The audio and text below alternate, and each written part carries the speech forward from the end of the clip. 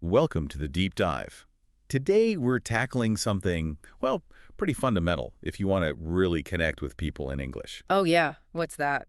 It's the art, maybe the skill of telling a good story, you Oh, know, sharing your experiences.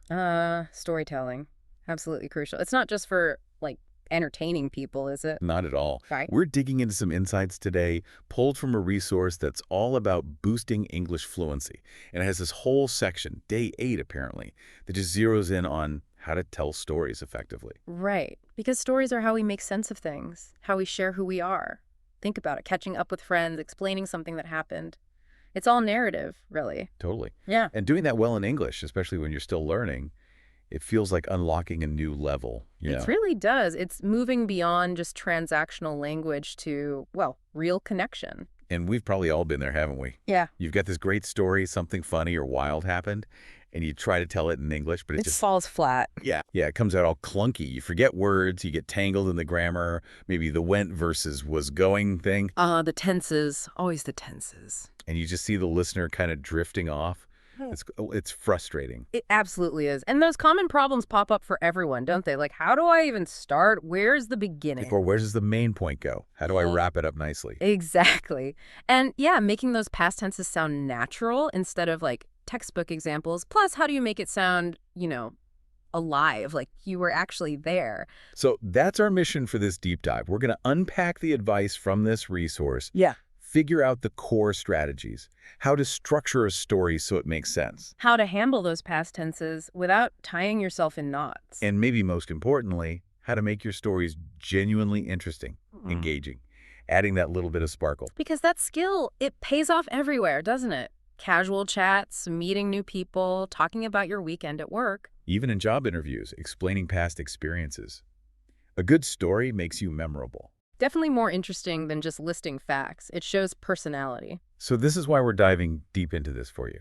The goal is that by the end of this, you'll have some really practical techniques, things you can actually use, like today, to start telling your stories better. Moving from just reporting events to sharing an experience. We'll look at the specific examples the material uses, too. See the difference these techniques make in practice. Yeah, the before and after effect. That's always helpful. Okay, then. Let's get into it. Where do we start? The absolute foundation, right? Structure. Got to be structure. It's everything. Without it, even the most amazing story can just become noise, confusing. Yeah.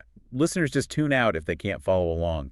You need that, roadmap. Exactly. Our brains are wired for narrative, right? We expect a certain flow, beginning, middle, end. If you scramble that, It's like trying to read a book with the pages out of order. precisely. People get lost, they get bored. A clear structure is like holding their hand and guiding them through it. Makes it easy for them. And the structure this resource suggests is, well, it's beautifully simple, just 3 steps. Hmm. But apparently super effective. It's classic, really. Found everywhere. Ah. Step 1, set the scene.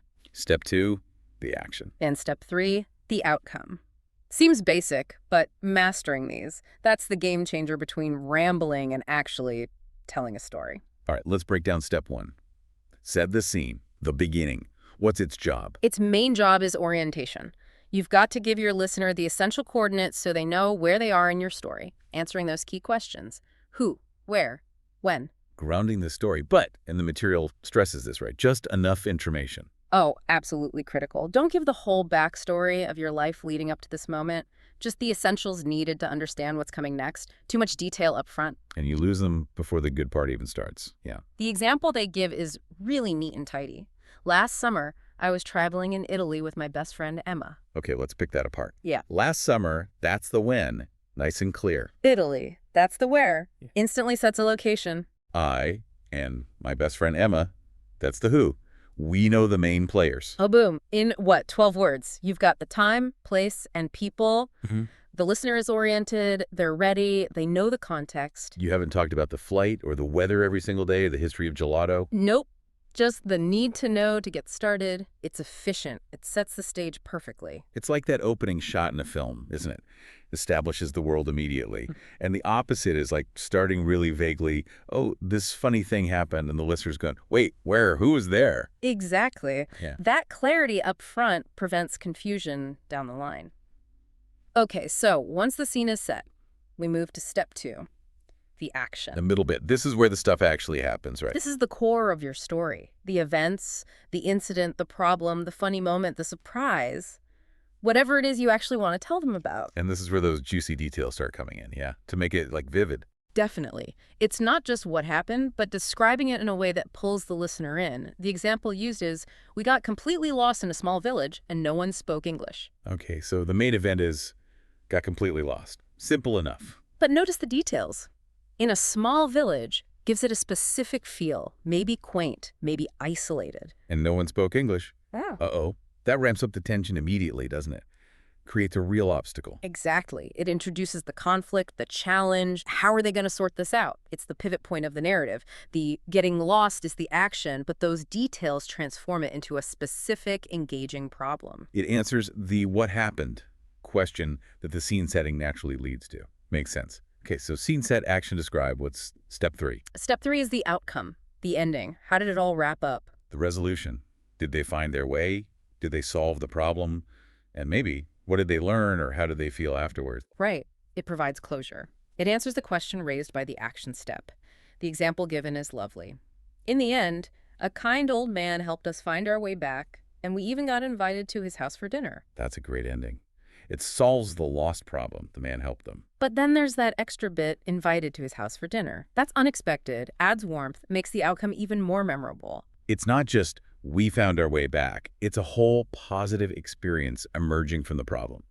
Provides that satisfying feeling.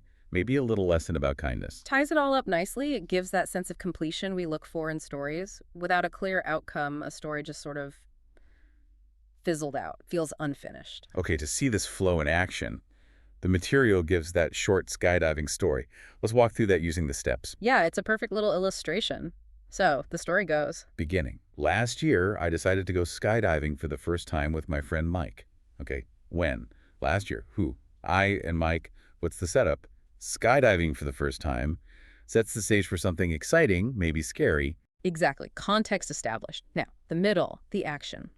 We were so nervous, and right before we jumped, Mike looked at me and said, "What if my parachute doesn't open?" Ooh, okay.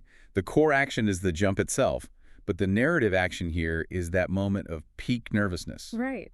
And look how they show it. We're so nervous, states the emotion. But the killer detail is Mike's quote, "What if my parachute doesn't open?" Yeah, that direct speech makes it so much more intense, puts you right there with them. High drama. Absolutely. It captures that peak anxiety perfectly. Okay, now the end, the outcome. Luckily, everything went perfectly, and it was one of the most exciting experiences of my life. So resolution. Yeah. Everything went perfectly. You. The fear is resolved. And the final feeling or takeaway, one of the most exciting experiences of my life, gives it that clear, positive conclusion, sums up the impact. That example really nails the structure, doesn't it? Beginning sets up the potential drama, middle delivers the peak tension with emotion and dialogue, and resolves it and gives the lasting feeling. Clear, concise, impactful. And the beauty is, this structure works for anything. A tiny anecdote about spilling coffee, a big travel adventure. It provides that backbone. Who, where, when, what happened, how did it end? Just thinking through those points beforehand makes such a difference to clarity. Stops you from jumping around or, starting halfway through, gives you guardrails.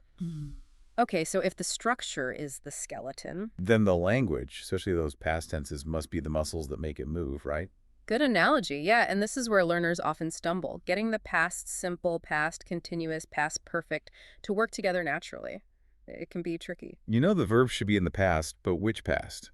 Messing them up can make the timeline really confusing for the listener. It really can. But the resource highlights the 3 main ones you need for storytelling. And it's not just rules, it's about understanding their job in the narrative, how they guide the listener through time. Okay, let's start with the main one, the one we use most often. Past simple. Right, the past simple.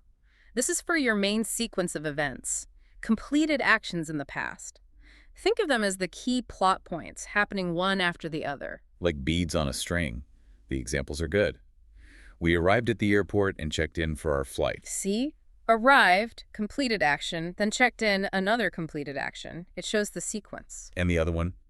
She called me last night to tell me the news. Again, called a single finished action at a specific past time last night. So past simple is your go-to for the core storyline. I woke up, I ate breakfast, I left the house. the main actions. It's the backbone, the chronological spine of the story. Okay, what about past continuous? How does that fit in? Past continuous adds the color, the context. It's for actions that were in progress at a particular time in the past. Great for setting the scene. Like describing the background. Exactly. Or describing a longer action that got interrupted by a shorter one. Or two actions happening at the same time. Think of it as describing a duration, not just a point. The examples help here. It was raining when we left the hotel. So, was raining. That's the past continuous. It describes the ongoing background weather condition. It was happening while the main action, we left the hotel, past simple, occurred. Right. The rain wasn't just one drop, it was happening over a period. And the other one, I was talking to my friend when I saw a celebrity. Same idea.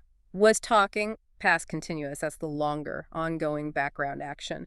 And saw, past simple, is the shorter action that interrupted it or happened during it. It gives that sense of atmosphere, doesn't it? Yeah. It was raining. Yeah. Feels more immersive than just it rained. And I was talking when I saw.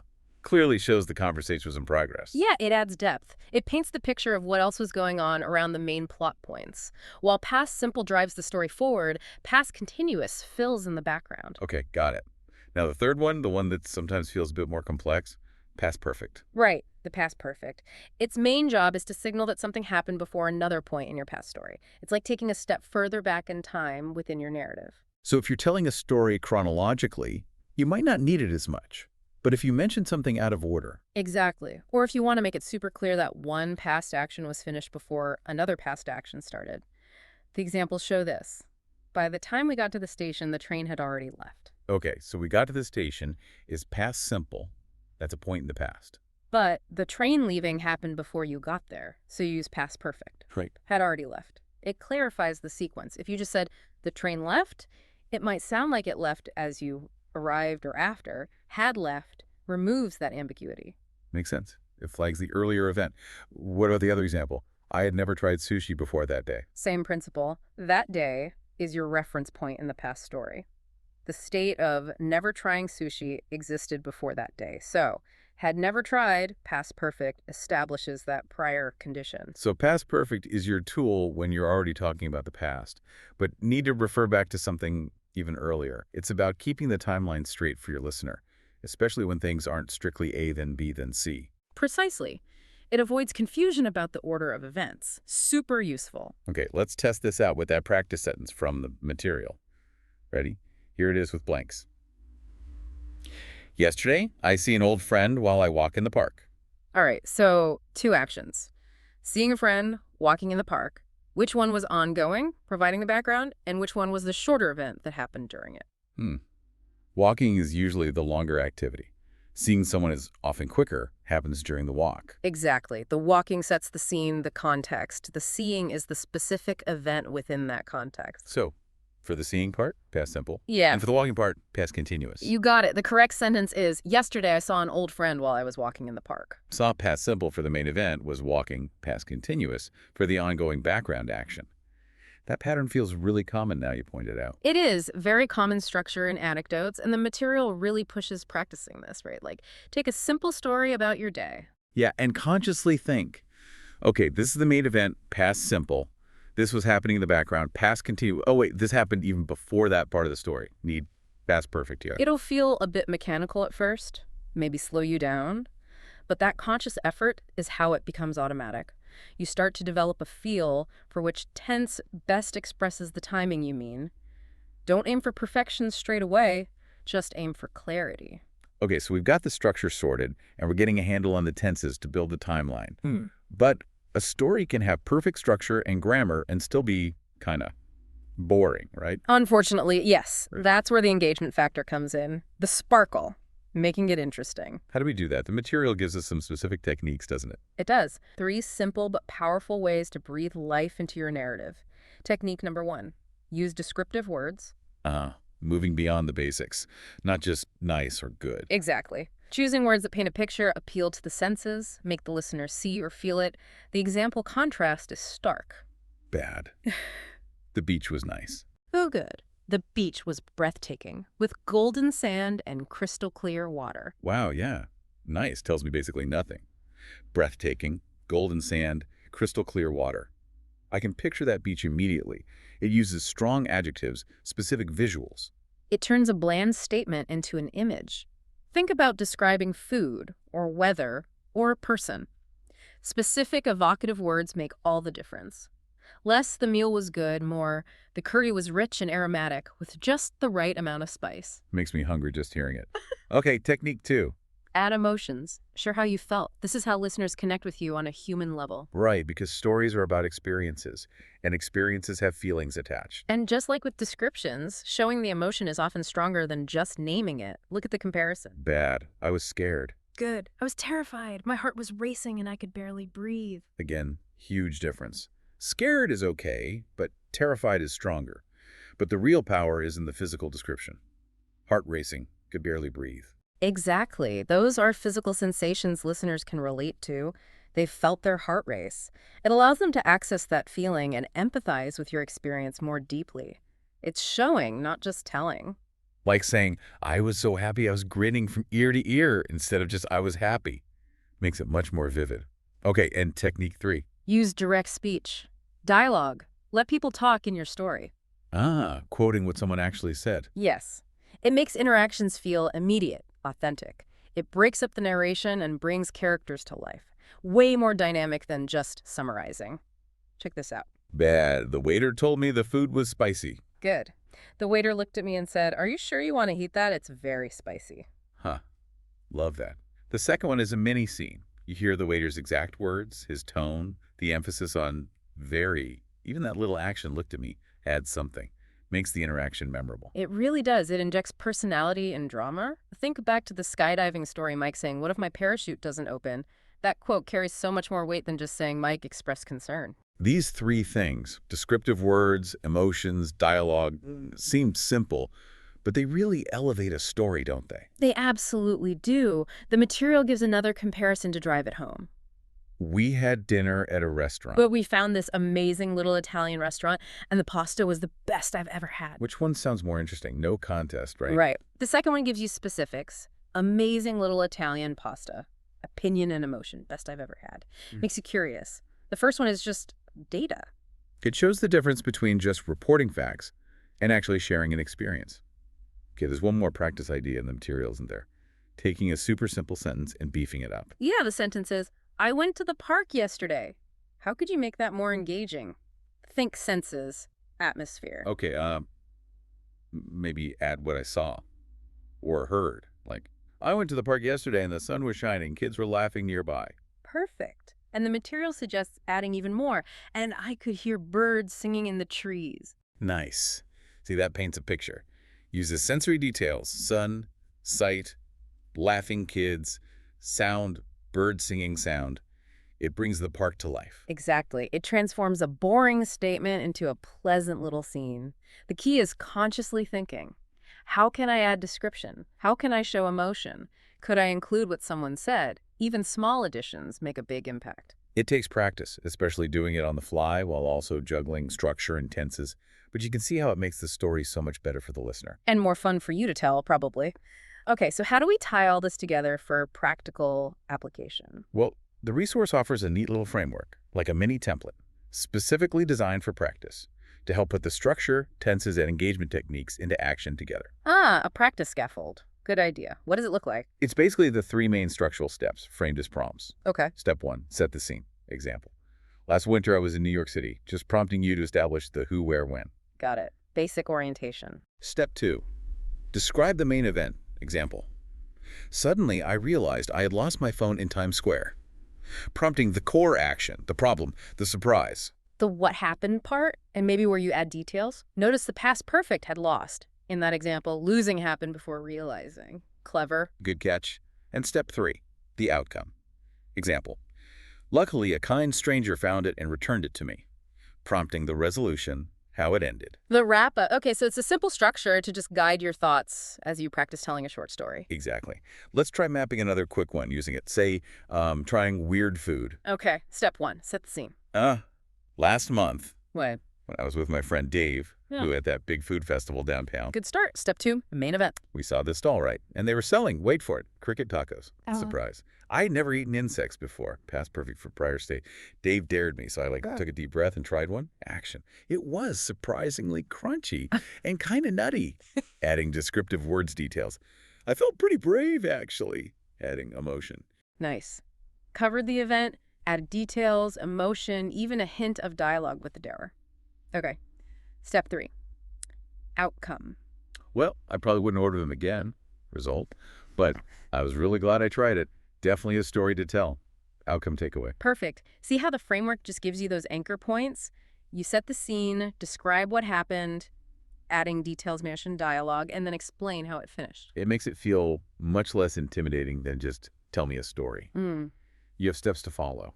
And you can consciously try to layer in the tenses and engagement stuff within that structure. And practicing with simple stories like that, using the framework, builds the habit. It starts to become more automatic. Right, you internalize the flow. Okay, wow, we've covered a lot of ground for this resource today. We really have. It's like we've built a storytelling toolkit. Let's quickly recap the main tools. First, that essential 3-part structure. Beginning, set the scene. Who, where, when. Middle, the action, what happened, add details. And the outcome.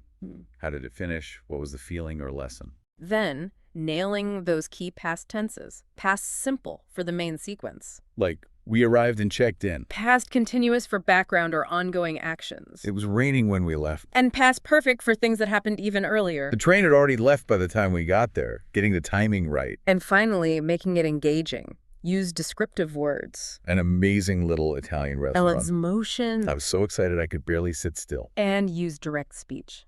He said, it's very spicy.